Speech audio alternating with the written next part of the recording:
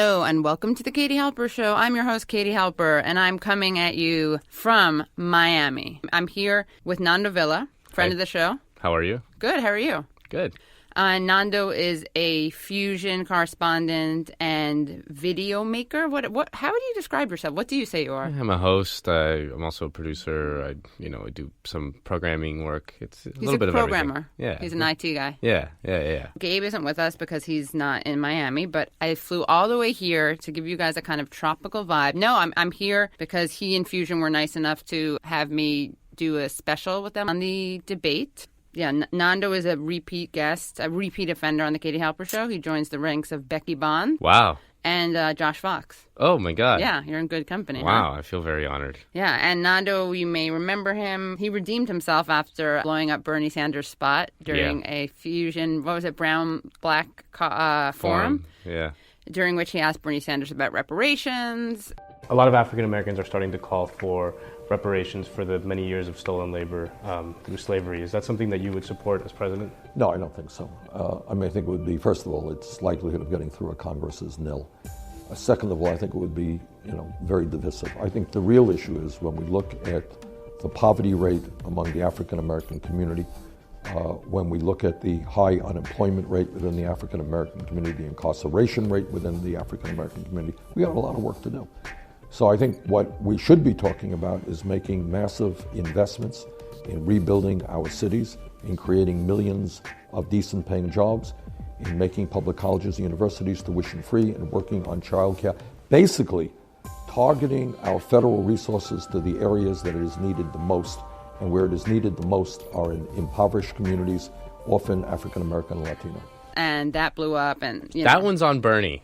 I totally thought he was going to say yes. I support reparations, right? So what happened was that Nando asked Bernie Sanders, and this was the same interview where you touched him, right? You shook his hand? I did shake his hand. Well, am I not supposed to shake his hand? No, I'm just saying that's cool. Oh, that I touched. Did you hug him? No hug. Oh. He made fun of my clothes. What did he say? I was wearing jeans and a jacket because I'd forgotten my trousers, my suit pants. So I was wearing the top was a suit and the bottom was just jeans. And he's like, "Oh, I like the whole what you're doing here with the jeans, and maybe I'll try it sometime because the people they don't care about my legs, and maybe I can, when I go on TV and." That doesn't sound like he was making fun of you. Well, but he was kind of making fun of me. He was kind of joking, but kind of into it. Yeah. Rachel Maddow, I remember once seeing her get up during her show. She wears these suit jackets, and she was just wearing jeans. Yeah, loose jeans. Whenever I host something, I'm just naked. On the bottom. I know it's true. You guys don't know this, but he's totally from the waist down. There's a lot pantless. Pantless. I mean, if only it were just pantless. Well, I don't get that joke. It's no underwear. Right. Yeah. Oh, but you say pantless, that makes it sound like you'd be wearing briefs or boxers. Totally naked. Totally naked, yeah. It's flown in the wind. Yeah, free, what's it called? Free balling, yeah.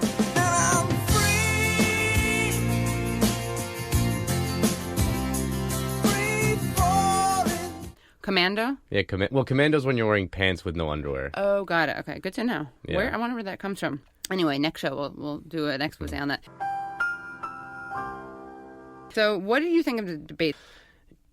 I guess it's broadly what we all expected. Donald Trump just going full-throated on attack, lobbing grenades from every single direction, saying a whole bunch of racist shit, and Hillary Clinton just kind of articulating her vision, for lack of a better term, for what she wants to do as president, and looking a lot more like you would expect a president to look and behave, while Donald Trump acted and behaved like a 13-year-old kid. As always in presidential debates, a huge focus on personality and a huge focus on past things that the people have done, rather than sort of a substantive talk about the issues. Like there was no talk about poverty, just a very cursory talk about climate change. Yeah, I missed that. I don't even know what they said. I'm not kidding. Yeah, I mean, she said that Donald Trump said that climate change was a Chinese hoax. Donald thinks that climate change is a hoax perpetrated by the Chinese.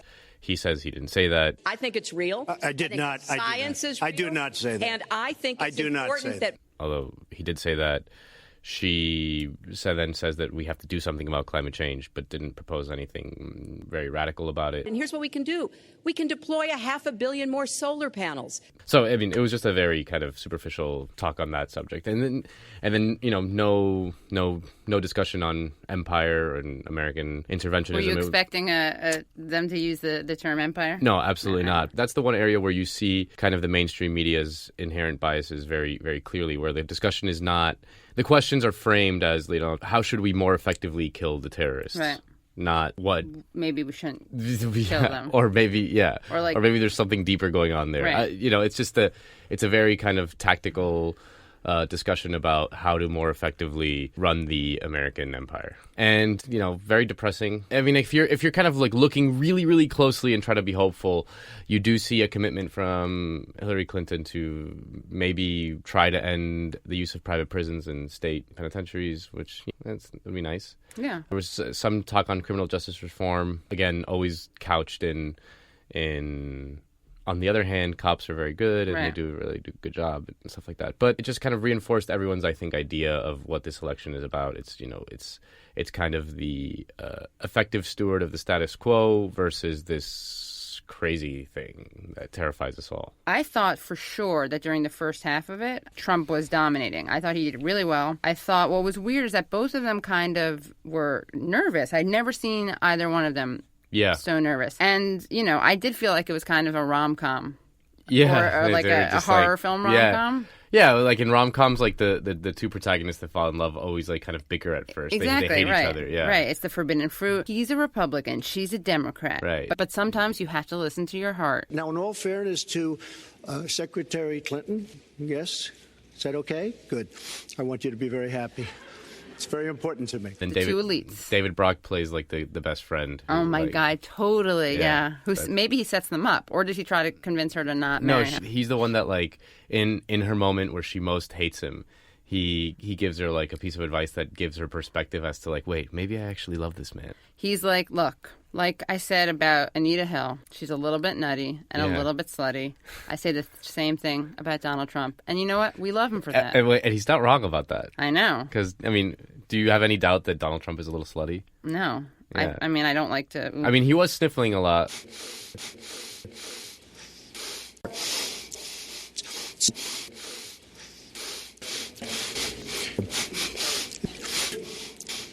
Secretary Clinton, would you like to respond? I think that maybe he was just the cocaine orgy from the night before just went maybe a little too wild. Thanks for the freak fest last night. He apparently said it wasn't sniffling, like his mic was bad or something.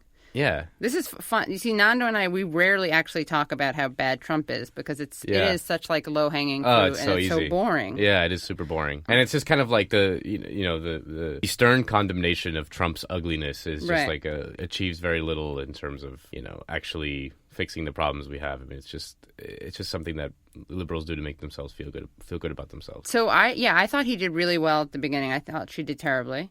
Yeah, I thought she turned it around. She did. She's actually a good debater. Like she destroyed Obama. I feel like in 2008 in the debates. That's like you and I are not Clinton fans, but I would say that in the realm of debate, she's pretty formidable in general. I just think she was probably rattled by Trump came out like just lobbing grenade after grenade after grenade, and it was just it's hard to grapple with that when they're just a lot of them are lies and frankly a lot of the attacks come from her left. That's just a hard position for her to be in. I was embarrassed for her. I was, because I think she's smart. She's a lawyer. She's good at debate stuff. The thing was like when Trump doesn't have to talk about himself, when he's just kind of free, like spitballing off of her.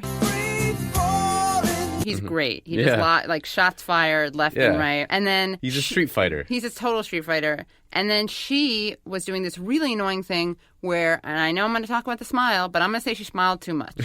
And that sucks because it's a very passive-aggressive thing because she wasn't being genuine. And I feel bad. Like, obviously, she took that smile thing to heart. I like her when she doesn't smile. Yeah. I like that. But when you smile while you're dissing someone, it's not a good look. For 30 years you've been doing it, and now you're just starting to think of solutions. Well, actually, I will bring back jobs. You can't bring back jobs. Well, actually, I have thought about this quite a bit. Yeah, for 30 years. I have, not quite that long. I think my husband did a pretty good job in the 1990s. Unless you're like casually smiling. Yeah. But she was like, I'm going to keep smiling. The thing that I thought was not a good look was when she like appeals to the moderator to like litigate the time that she gets. And all, that made her look like, who was the guy that kept on doing that in the Jim Gilmore? What was the guy? Webb, Jim Webb. Jim Webb, that guy, yeah. Who I really thought during that Democratic debate was going to rip off. Like, he seemed like he was a robot, and I thought he was Joe Biden wearing Jim Webb's skin. Right. And was going to rip it off and jump out. And the other thing she does that, and liberals like to do a lot, and it's something that I make fun of a lot on Twitter, which is Glenn Klessler from the Washington Post fact check claims that's got 4 Pinocchios. And it's like... Right. Oh, really? Trump isn't like fastidious and good on the facts. And also the thing is, like, first of all, the fact checkers like to present themselves as these like arbiters of the unbiased, universal truth when there's actually a huge amount of ideology going into that goes into them to what all the work that they do. And then the other thing is that there are certain statements that to I suspect an average voter read as complete and total lies with some justification, which the Washington Post fact checker cannot fact check. For example, when Hillary Clinton says something like that, her main goal as president will be to help out working families. Like Glenn Kessler or whatever can't rate that 4 Pinocchios. But people looking at home hear her say that and know she's just lying. One of my favorite ones that got a big Pinocchio with Bernie Sanders was like the number of jobs that NAFTA cost American workers. Right. It's like, you know what? He cited a think tank that you don't necessarily agree with numbers-wise. That's not a lie. Right. Like, that's a perfect example of ideological influence. The best one ever for Bernie Sanders was Philip Bump in the Washington Post fact-checking his $27 donation line. So it is actually $27.63. Yeah, but you know what's scary? Honestly, by the time we read it, it could have been like $27.80. And who knows? That's how we get a $19 trillion national debt, folks. Exactly. Yeah. Or, the other terrible, selfish thing that Bernie Sanders did was he kept running, which was sexist, and then he also used taxpayer money when he insisted on having Secret Service. Right. Yeah. I mean, take a bullet. Yeah. If you're such a socialist, because socialists take bullets. I guess I don't even know. Yeah. But I really thought he was winning at the beginning, and David Sirota had an interesting tweet that said, "It's shocking to discover that operatives paid to shill for Clinton say she crushed Trump and that Trump surrogates say the opposite." And Matt Iglesias wrote, "What do you think happened?" And David Sirota wrote, "He destroyed her in the first 20 minutes, and then he collapsed, so it depends on how many people watch the whole thing." I think that's exactly the correct assessment. Yeah. It's weird. It's like liberals get it together. They don't know how to navigate the fear and confidence thing, right? Because I don't know if it's a good thing to pretend that there was no fumbling at the beginning. I think she did a bad job. I get that, you don't want to seem weak if you're part of the Hillary machine. But then you get, overly confident and overly cocky, and then you can't scare people into vote. I don't know. I don't know what their game plan is. It's weird. I mean, the liberal game plan has been very clearly that Hillary Clinton can do no wrong. That's why you've seen when there was just a hint of negative coverage about the Clinton Foundation, you saw a series of furious takes saying that it was all just media's weird Clinton pathology. It's just like that there's this weird pathology with the media, specifically with the Clintons, in which they treat them unfairly. I don't know. From my vantage point, I see just universal condemnation of Donald Trump with free media, but condemnation. Yeah. I mean, one of the things that I thought was interesting was, first of all, how many times did you find yourself nodding along with Donald Trump? I did with TPP. Secretary of State, and I have Your husband signed NAFTA, which was one of the worst things that ever happened to the manufacturing industry. That is your opinion. You go to New England, you go to Ohio, Pennsylvania, you go anywhere you want, Secretary Clinton, and you will see devastation where manufacturing is down 30, 40, sometimes 50%. NAFTA is the worst trade deal maybe ever signed anywhere, but certainly ever signed in this country. And now you want to approve Trans-Pacific Partnership. You were totally in favor of it. Then you heard what I was saying, how bad it is, and you said, I can't win that debate. But you know that if you did win, you would approve that, and that will be almost as bad as NAFTA. Nothing will ever top NAFTA. That is just not accurate. I was against it once it was finally negotiated and the terms were laid out. I wrote about that in... You called it the gold standard. You called it the gold standard of trade deals. You said it's the finest deal you've ever seen. No. And then you heard what I said about it, and all of a sudden you were against it. Well, Donald, I know you live in your own reality, but that is not the facts. The facts are, I did say I hoped it would be a good deal, but when it was negotiated, which I was not responsible for, I concluded it wasn't. I wrote about that. So is it President Obama's fault? Is it President Obama's fault? Even announced. Look, there Secretary, are different, is it President Obama's fault? There are because different, he's pushing it. Yeah, the TV. Super predators. I do want to bring up the fact that you were the one that brought up the word super predator about young black youth. And that's a term that I think was it's been horribly met, as you know. I think you've apologized for it. But I think it was a terrible thing to say. It's such a like brazenly cynical line of attack from him, because that's something he'd endorse. Of course, yeah. But it's really funny when conservatives take wokeness and turn it on liberals. Like, like when Anna Kasparian from the Young Turks called Alex Jones a fat pup, and they conservatives accuse her of body shaming. Yeah, exactly. Yeah, exactly. Yeah, like thanks for being so woke about that. No, actually, woke Trump was a great thing that you actually helped me discover that, because that was during the RNC. You were close enough to see the teleprompter. Yeah, I was there. You were there, and you saw that Trump added that Q, the LGBTQ. Totally ad-libbed the Q, which is like really woke. He's like, no, I'm so down that I'm going to add that. As your president, I will do everything in my power to protect our LGBTQ citizens from the violence and oppression of a hateful foreign ideology. Believe me.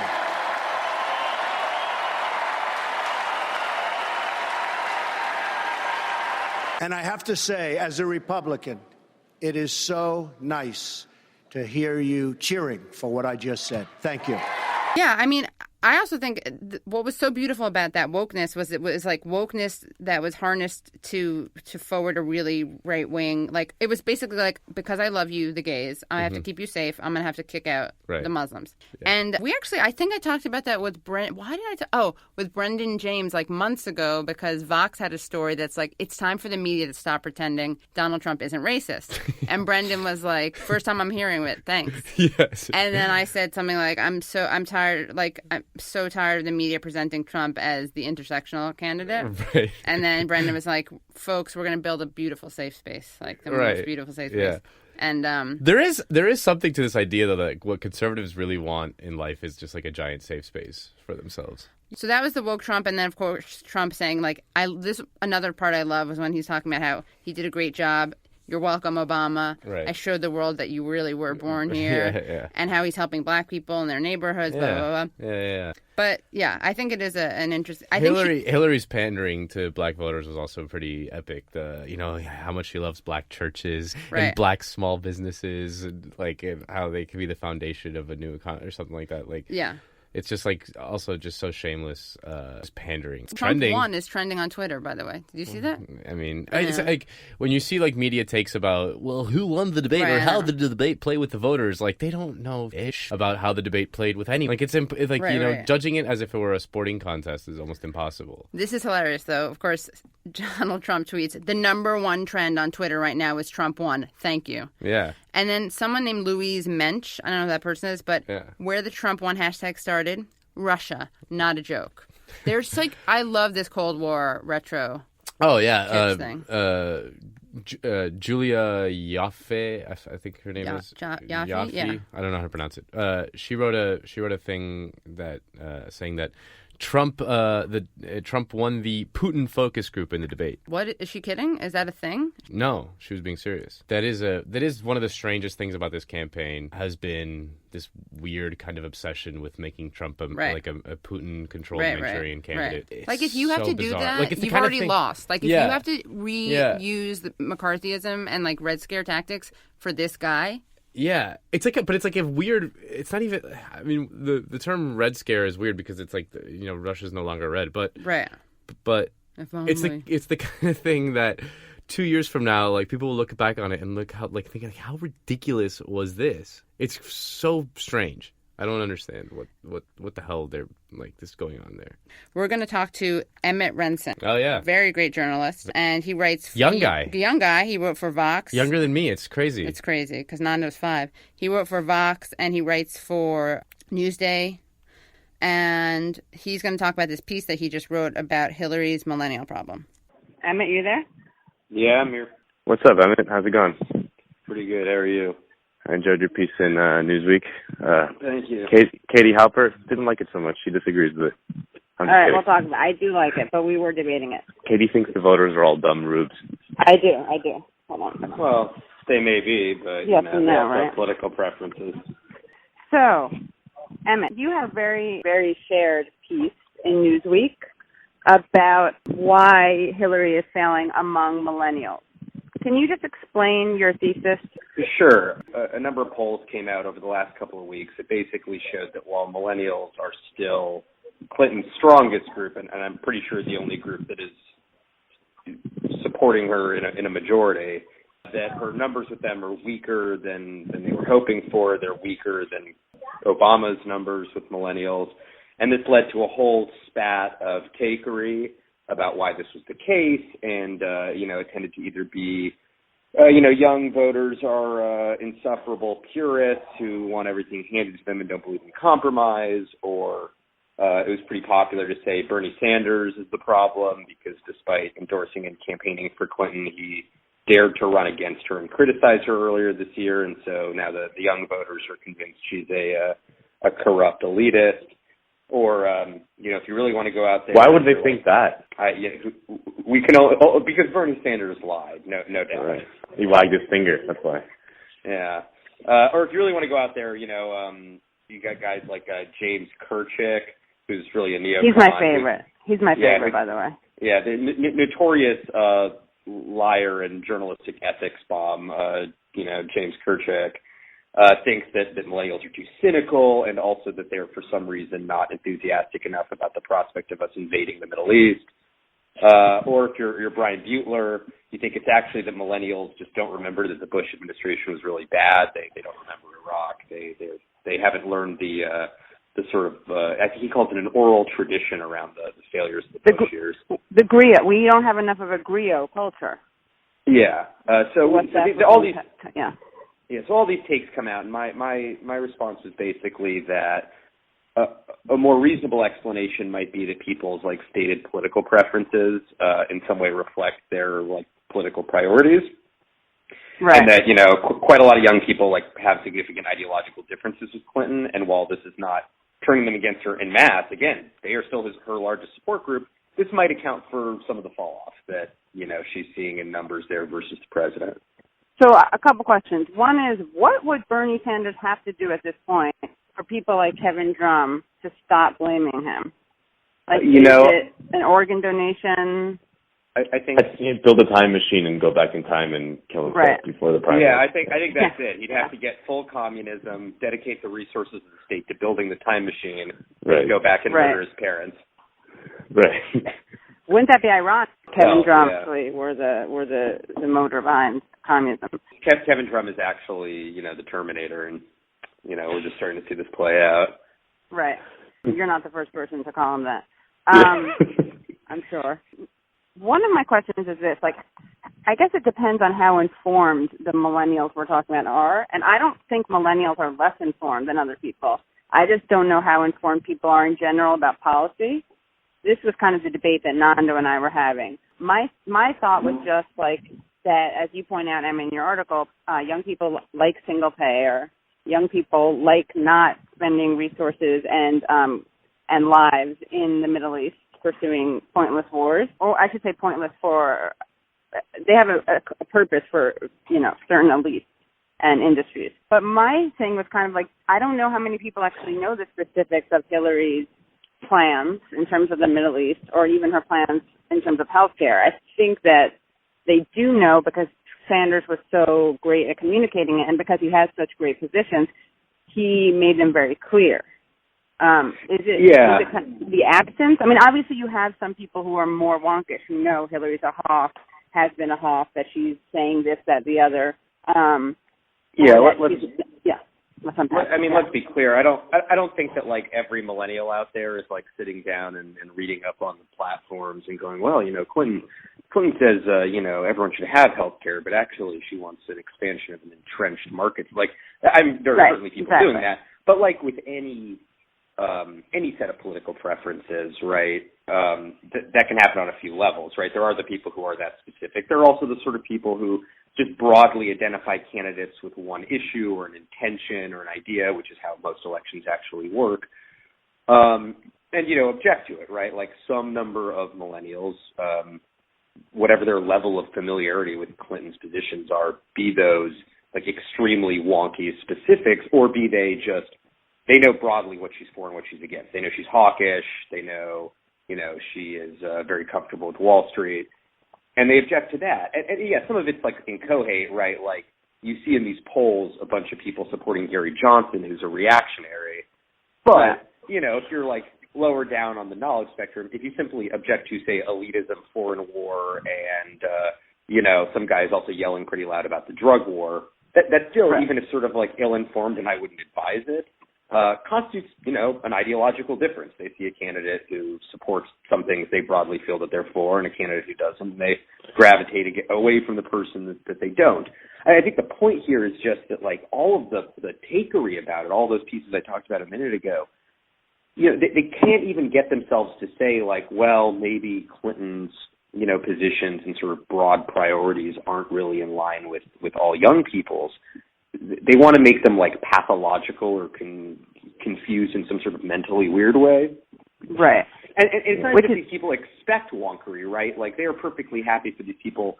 No one would say like, well, do they really object to Trump, or do they just sort of broadly think he's like kind of an qualified? But that's perfectly sufficient in that case. Nobody's saying like, well, have they really read Trump's, immigration policy letter for letter? And no, of course they haven't. And for the same reasons, I think a large number of them don't really like Clinton either. Just like a very clear, the evidence to me points to very clear millennial, for lack of a better term, rejection of the status quo, just a desire for some sort of profound change, as cheesy as that sounds, and which is why you see many of them nominally supporting a guy like Gary Johnson, right? That it's just that, and that Clinton is identified just very closely and intimately with whatever the status quo is, Sure. And I don't know that it's not rocket science, I think, to me. That just seems like a very clear thing from what I've seen in this election. Well, right. I mean, the thing, I was almost skeptical of being able to milk 1,000 words out of this piece, because the basic theory, people, express political choices that reflect kind of what they want out of politics, seems so breathtakingly obvious that I was shocked it required some sort of public articulation. But I don't think that, right. I actually think that people who work in professional media, or whatever, they often just, they overthink almost everything, right? And tend to blow all kinds of small little things way out of proportion, when really just the kind of fundamentals of the thing are pretty clear. But when you're kind of caught in the day-to-day, sea of takes, you kind of lose that perspective that really these things are pretty fundamental, pretty basic, and pretty simple. Well, right, and again, it could be as simple. In my piece, I tend to argue for the sliver of millennials who I take to be more left wing than Clinton, and I think there's plenty of evidence to support this, because of course we're not talking about, look, there are millennials who support Trump. More millennials support Trump than support Johnson or Stein. But, we're really talking, when people say the millennials aren't supporting Clinton, they're not saying all of them. They're saying the ones who we expect to be liberal Democrats. Mm-hmm. Plenty of millennials also voted for Romney. But it's worth stating, again, that they're still her strongest group. It's not as if there was a generational meeting and we said, no, we're defecting to Gary Johnson. You got guys like Drum who think that's irrelevant, who think it's just a relative issue. It's the problem is that, they supported Obama in higher numbers. So it's, we need to explain why they're not supporting Clinton. Right. The answer is they're brainwashed by Sanders. A bunch of Bernie bros. Yeah. A bunch of Bernie bros. Mostly women, but, Bernie bros. Toxic female Bernie bros. He's woke, and he's embracing genderqueer identity. So he refuses to accept the binary, and that's why women can be Bernie bros. But what I gender think is a social construct determined by Sanders support. Exactly. So we're actually being way too binary in this. Anyway, but what I think is kind of fascinating in terms of, and I'm fully embracing pathologizing these people, these hot takers, if you will. It's fun to pathologize them, yeah. Yeah.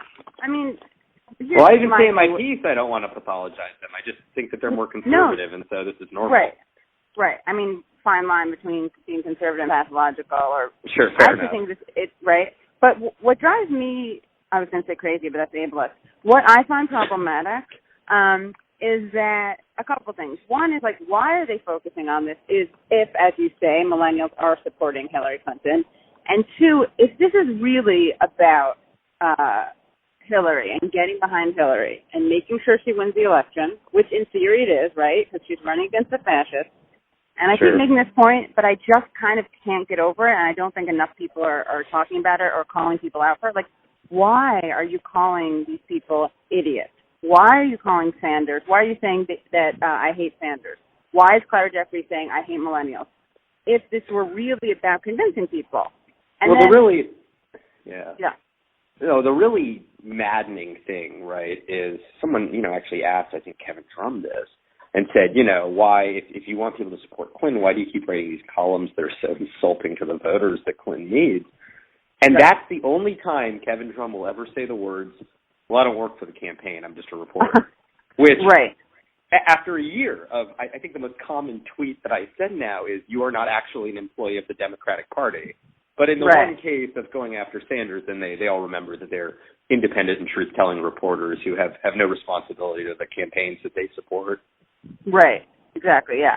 Right. So then, I mean, I think that he's like probably one of the best Trump PR people out there. Maybe. I don't know. I don't know if anyone reads enough of this stuff. Well, okay, then that's the other question, right? So how much? I mean, I talked about this with Carl Bayer, but how much of this is actually relevant? How much are these hot takes? How relevant are they? Do they? Maybe they themselves don't. Like maybe Mother Jones articles don't actually influence the voter turnout or who people vote for. No. But does it have? Is it symptomatic of something that is happening on a kind of a larger level? Well, yeah, I'd say it does two things. Like the sort of small thing is that to the extent that anyone notices or cares about these are precisely that sliver of like super plugged in voters, right? So if we even want to just cordon off the ones who actually are like looking at the Clinton poll, like those are the guys who actually read Kevin Drum pieces or my pieces or, so you are insulting they're by calling all young voters idiots. The only people who are going to hear that are the ones who have the best case that they're in fact not idiots. But two, no, I mean, and I've argued this before, right? I don't think that it's like these hot takes get written and sent out and disseminated to every, doorstop with the morning paper and then the people read them and become infuriated. But I do think that, like high-level liberalism and sort of democratic liberalism has a way of talking to itself. And the way that it talks to itself ends up having like a pretty determinative effect on how it engages the world, the sorts of policies it pursues, what it takes to be the situation of the country that it's in. And it doesn't really matter if everyone reads the hot takes as long as the, relevant elites read the hot takes. It's an argument I got into with Jamel Bouie back when I wrote Smug Style, where he was like, not that many people watch The Daily Show, so why are you so mad about The Daily Show? And it was, I don't think that conservatives are watching Jon Stewart be an asshole and getting furious and voting for Trump, but I do think it has an effect when every liberal hears Jon Stewart, reassure them that the meritocracy they've constructed for society is good and just and that, poor rubes deserve to be poor because they're dumb hicks, and just look at the supercut of them being dumb. And that does create a culture that has, I think, second and third order policy and political consequences. That's weird. I've read a Jamel Bouie takedown of The Daily Show when it ended, when Jon Stewart's Daily Show ended. So it's weird that he would be confused by you writing about it. Maybe it was Emmettillian. Yeah, I actually agree with Jamel's take on The Daily Show when he wrote it back in the day. So, yeah, so did I. I single him out here, but I actually like a lot of his work. It was just a sort of bizarre thing. Yeah, then to have him turn around and say, no, The Daily Show is bad in the way I think it's bad, not in the way you think it's bad. Yeah. Right. So you're saying that you think that it's not just representative of a certain way of liberals, certain way that liberals think, but you think it actually is kind of has a ripple effect, or is representative of something that does get communicated and kind of has some Sure. effect on. So can you talk more about that? Because I think that's true on some gut level, intuitive level, but I'm curious about the mechanism through which that happens. I think the mechanism through which that happens, right, is it's the elite talking to itself, especially amongst liberals who are very, very cloistered at this point in urban areas and on the coast and in sort of think tanks, universities, and magazines. You get the thing where, what starts as a, spat of takes between John Chait and Matt Yglesias becomes something that seems like an issue, so maybe someone at the Post should write about it, which becomes something that, someone sees as a memo. I mean, when you have things like, to not to dredge too deep into the sort of wars of the primaries here, when you have, like, the president of the Center of American Progress routinely getting furious at, like, Matt Bruning and Corey Robin and these guys, and it creates a culture where there is this, like, sort of perceived left liberal war going on. But there kind of is. Well, there is, but good way. In a good way. But what's ironic about it is that the left is sort of been accused of starting this war, which is odd because, the second Sanders came in, it became, and as we now know, even internally at the Democratic National Committee, there was a pretty concerted effort to actually, at that level, talk about this debate in terms, basically invented on Twitter. And I don't think most voters have any idea about that or care or would understand. I mean, every time I try to explain this stuff to people with normal lives, they find it infuriatingly stupid, and rightly so. But it does matter that the actual people who work, with their hands on the levers of political and media power do actually pay attention to it and care about this, and that their worldview is shaped by a sort of bubble in which the primary goal of discourse is to reassure one another that the sort of distribution of worthiness that they've come up with is actually good. There is definitely, I think, like you were saying, if you look at the Center for American Progress, whichever think tank, there is policy shaping, right? Yeah, eventually, yeah. Okay, that was Emmett Rensin. Very smart man. Very smart man. Well, Nando, so tell us about this documentary that you're working on. So it should be coming out next month on Fusion, possibly other platforms. But it's about Trump supporters. We went around the country talking to a bunch of Trump supporters, diving deep into their lives, seeing how they live, trying to get clues as to how someone could support Donald Trump. The sort of genesis of the idea was when I saw John Oliver's evisceration of Trump with the Trump thing. Mm-hmm. Do you remember that? Mm-hmm. Trump does sound rich. It's almost onomatopoeic. Trump. It's the sound produced when a mouthy servant is slapped across the face with a wad of $1,000 bills. Trump.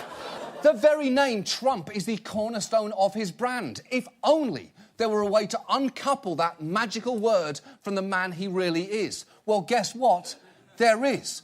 Because it turns out the name Trump was not always his family's name. One biographer found that a prescient ancestor had changed it from, and this is true, Drumpf. Yes, King Drumpf. And Drumpf is much less magical. It's the sound produced when a morbidly obese pigeon flies into the window of a foreclosed Old Navy. Drumpf. It's the sound of a bottle of store-brand root beer falling off the shelf in a gas station mini-mart. And it may seem weird to bring up his ancestral name, but to quote Donald Trump, he should be proud of his heritage. Because Trump is much more reflective of who he actually is. So if you are thinking of voting for Donald Trump, the charismatic guy promising to make America great again, stop and take a moment to imagine how you would feel if you just met a guy named Donald Drumpf. A litigious serial liar with a string of broken business ventures and the support of a former Klan leader who he can't decide whether or not to condemn. Would you think he would make a good president, or is the spell now somewhat broken? And that is why tonight I'm asking America to make Donald Trump again. Hashtag make Donald Trump again. We've actually filed paperwork to trademark the name Trump. And incidentally, when we own it, I will have the best word. And if you go to donaldjtrump.com, which we own, you can download a Drumpfinator Chrome extension, which will replace the word Trump with Drumpf wherever it appears in your browser. And you can also buy these Make Donald Trump Again hats, which we are selling at cost. I remember thinking like, oh yeah, cool, that was fun, and then I was like, wait a minute, like this does nothing to help solve the problem. And like when I started to realize that maybe 50 to 60 million people in this country would vote for Trump, overwhelming majority of the white people in this country will vote for Trump, then I started realizing that it's probably like Trumpism is a collective problem that we probably all should grapple with in some honest way. So that's really true. The overwhelming majority of white people will vote for Trump. Yeah, if white America was a country, Trump would win in a landslide. That's what he's trying to do. Yeah. Make this country white again. Yeah, just put all the black people in jail and kick out all the Mexicans. And kick out all the Native Americans. Yeah. Who came and stole our land. Yeah. But what are the, do you know the numbers, like more or less, what percentage it is? I think he's up like 12 points with white people. It's crazy. It's like, it varies between like 12 and 18. It's a clear majority. So tell me about what you found. Well, it was interesting. I mean, we ended up choosing 4 people who are the main characters of our documentary. One's a plumber from Long Island. The other one is a carburetor salesman from Staten Island. And then we have a woman from Midland, Texas, and a guy from Tucson, Arizona. Well, he's from Nogales, but he lives in Tucson, Arizona now. There's this big kind of war on the left to try to explain Trump support, and there's the sort of like it's only racism camp, and then there's the it's only, or I mean, there's very few people that try to explain it only as a response to globalization, right? Or economic Socioeconomic decline. thing, yeah. But Nando, if we're a response to that, people will be saying, "I like Trump because neoliberalism." Right. That's like my favorite argument, right. Which is that clearly you only respond to things that you know how to articulate in academic nomenclature. Exactly. And what you see is that those things feed into each other. Like both things feed into each other in a very kind of neat way. Like for example, Troy, the guy from Arizona, he had a landscaping business where he employed 35 people. When we started landscaping, me and my brother, I was a high school dropout at the time. We had run for a good 4 years. Business was booming. I had my own place. It was a sweet life. We were landscaping houses that have been repossessed or abandoned. One house had still plates on the table, a pot on the stove, like they were in the middle of cooking or eating when the sheriff showed up and evicted them. The economy at that point was in the tank. Like that's when everything was starting to drop. Most people ended up just doing their own landscaping, and it just kept going on a decline. Me and my brother were helping my dad pay the mortgage on the house. Ironically enough, the realty company that provided most of our business was the realty company that came and foreclosed on our property, and we knew exactly what was going to go on with our place. This is where I work now. It's a production bakery. We do massive orders of bread. We've got contracts with Trader Joe's. I make $11.25 an hour. 25% of my wages get garnished to pay for a vehicle that I had lost. In the past year, just as a result of the wage garnishment, I've been evicted 4 times. I've given up on the whole being able to have my family with me and come home and kiss my wife in the kitchen. That classic American dream is no longer a viable option for me. And, me personally, that's why I'm a Trump supporter. He had a great life. He had a great house that I went to with a beautiful view out in the desert. And when the housing market collapsed in 2008, he lost lost his kids, lives in a house with no power. Lost his kids. He's very angry about this. Right. And he's a white guy. He's actually he's actually half Mexican. His mother came over the border illegally. Illegally. Oh, illegally. Wow. Yeah. He has mom issues, clearly. Yeah, probably. He, blames American corporations who outsource jobs, but he also blames refugees who are coming and taking his jobs. He says that I've worked with refugees who are taking honest, decent American working job. You see both those things. One fuels the other, and then I think what you see from other people is that, for example, Kay, the woman from Midland, Texas, her family owned a independent oil business, which I didn't even know existed. Real quick question: he took you to his old house to see it? Yes. And there are other people living in it now? now? And he actually went to high school with the guy who's living in there now. Oh wow! So Nogales is a small town. Does he hate him? No. He was very friendly with him, and that's nice. Yeah. Good attitude. Yeah. Anger just eats us up inside. It does. You should forgive people for your own sake. Yes. Yeah. Yeah. So this woman, Kay, her family was in the independent oil business. So they had like a small company that drilled for oil in Texas. Like I didn't even know those things existed. But I guess what's happened to a lot of these independent oil businesses that they just can't compete with the major multinationals, right? Like that, as the power of multinational corporations has increased in the past 20 years, they've kind of squeezed out these independent small businesses that really kind of gave people a real sense of ownership over their lives. Like even if you didn't own the business, if you worked for a place that's owned by someone in your community, you know who the owner is. There's more of like a cohesive social fabric there than if Walmart or something steps in and everyone works for them, and even if they're all making more money. And so you see a lot of that, because the three other people that we profiled were all in some way small business owners or worked in a small business. And I think small business owners are a huge core of Donald Trump's support. There are plenty of really destitute white people who are supporting him, but the real sort of pulse of Trump support comes from these sort of middle class small business owners who are staring at a future where they just can't compete with the Amazons and the Walmarts and the major multinational corporations that have taken over the economy. So that was the kind of other interesting thing from that. And again, they all, they're, for example, Kay is very clearly like a reactionary in her kind of initial reaction, but then she tries to very honestly work through her thoughts and tries to, like, for example, when we asked her about Black Lives Matter, at first her reaction was like, oh, like, no, or whatever, like, rejection. They don't matter.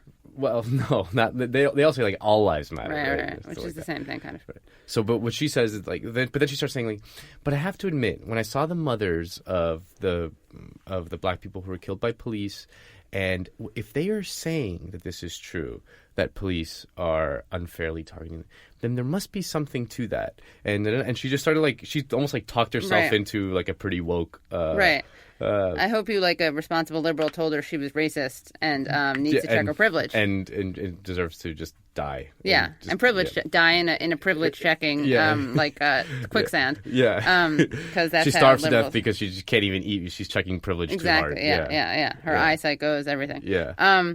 So interesting. I mean, I think an interesting thing that really has surfaced, and I'm guilty. I mean, I used to be guilty of this. I am still on some level, but much less than I think most liberals, because I'm a leftist, which is so funny. I used to like really roll my eyes at people who said that, and I thought it was all like. Now you've become that. I always was that, but I wasn't the type of person who would use that as a label. And clearly, if I go out and do organizing or like door knocking, I'm not going to be like, "Hi, I'm a super lefty. I'm not a liberal. Let's talk about the difference." Right. Like useless. But I do think that there's this contempt for racists that the thing with the liberals, there should be contempt for racism, but to not understand, and this again, people love presenting Trump fans as it's not about being poor, it's not about losing security, it's not about sensing that the system isn't working, it's not about globalization, because they're not calling it that. Right. There's this vilification of, and it's a very stupid thing. It's just like, no, it's just race. There's an inherent racism. So there's two things going on there. I mean, people who are racist, especially working class people, and the vast majority of working class people that I've always encountered in my life, whether they're Black, Hispanic, or white, tend to be very problematic. They tend to be bigoted or homophobic or misogynist. Like it's just, and wear it on their sleeves, right? In a way that it's very common. And then so you have to just calling that out like is does nothing. It's not enough. It's not doing the work. It's not doing the work. And then the other thing is that liberals are very blind to the inherent racism within liberalism. Right. I mean, the funny example is Jason Jones and Samantha Bee like furiously trying to block the integration of their children's schools. Such a good move. Yeah, I mean, and the fact that when liberals say things like, "Oh, but think of the undocumented immigrants if Donald Trump became president," and it's like, wait, what's going on? The New York Times published the other day that they're instituting a new thing to deport all the Haitian undocumented immigrants because there's too many of them. They're like, they may start deporting Mexicans. It's like Donald Trump is president. Yeah, it's like Obama deported 2.5 million Mexicans, more than all the presidents of the 20th century combined. But I do think there's this interesting thing where it's actually like, first of all, it's not anti-racist. It's not effective anti-racist organizing to just condemn racists. Like, if you actually want to change people or address the problems, and then you may want to pursue something where you have a dialogue or look at structural issues that contribute to it. It's weird. It's almost like this it's like the equivalent of the right-wing anti-appeasement. Mm-hmm. Like, we're not going to negotiate with these people. Yeah. Like, we're going to use force. This is kind of like a liberal ideological there Yeah, I think there is some similarity, I guess, with you made me think, like, with the liberal kind of treatment of racism to the conservative treatment of terrorism. Yeah, or crime, right? It's this punitive, like, no understanding of where it comes from. And even saying this now, I'm like, oh my God, people are going to say I'm racist. They're going to say I'm being soft on racism. There's a difference between excusing it and explaining it. Yeah, exactly. Right? Or looking into what the origins are so that maybe we can actually Yeah. And that's so this comedian named Arish Singh, who's Sikh and was wears a turban and went to a Trump rally, and he got kicked out because he had some anti-hate sign. I was talking to him. We're going to have him on the show, but he made this fascinating point about how it's not actually, if you care about racism and you don't want someone like him who wears a turban to be vulnerable, you're like abdicating your responsibility by just condemning racists because it doesn't help anything.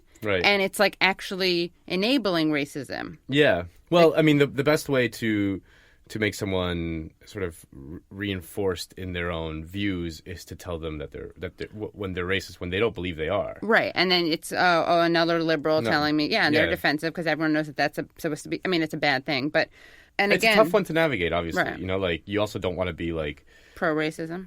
Yeah, so it's a tough one to navigate. But I do think that the way liberalism handles it in 2016 in our current environment is not effective. I think we just stumbled onto something really good. It's like the conservative high five. It is the conservative like MO of just vilifying the enemy. Right. And again, it's not just a moral issue, right? Like, I think it's wrong to just bomb civilians, but let's say I don't care about the people over there.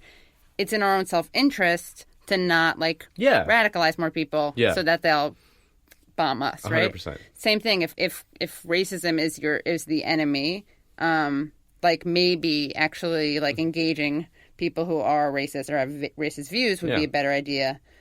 Because you're not going to shame people into not stop being racist. It's not like someone is going to be like, you know what, this northeastern New Yorker told me I was racist, and I had a real, that calling out culture can be so useful. Yeah. And I really started to check my privilege, and I really unpacked it and I interrogated it. And in a way, I think that culture almost made some things worse in that it kind of suppressed a lot of people's and it just to the point where it eventually had to boil over. Right, exactly. Yeah. Rather than addressing it for real, they just kind of buried it. It's like when you bury your own emotions and then you lash out at some point. Right. Nando, wow. I'm not speaking from personal experience. Yeah. What happens to a dream deferred? I mean, it's kind of ironic. I'm going to quote a Langston Hughes poem, but I'm going to do it.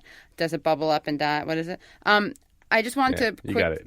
Right? Nailed or does it? Nailed does it. Yeah, I know. What's more respectful than that is like just getting it wrong. Just erasing black voices like always. Distorting it. It's not even that's even better. In Montage of a Dream Deferred, the poet Langston Hughes wrote with remarkable foresight about the civil rights upheavals to come. What happens to a dream deferred? Does it dry up like a raisin in the sun, or fester like a sore, and then run? Does it stink like rotten meat, or crust and sugar over like a syrupy sweet? Maybe it just sags like a heavy load, or does it explode? Well, Nando, this was great, and so we're going to look out for your documentary. Yeah. On Fusion. Yeah, on Fusion. Yeah. And you're Nando, what are you on Twitter? Nando R. Vila. 1L. Nando R. Vila. And thanks, guys. This has been The Katie Halper Show. And you can hear The Katie Halper Show every Wednesday at 7 p.m. on WBAI, WBAI.org, 99.5 FM. And you can always find us on SoundCloud and iTunes.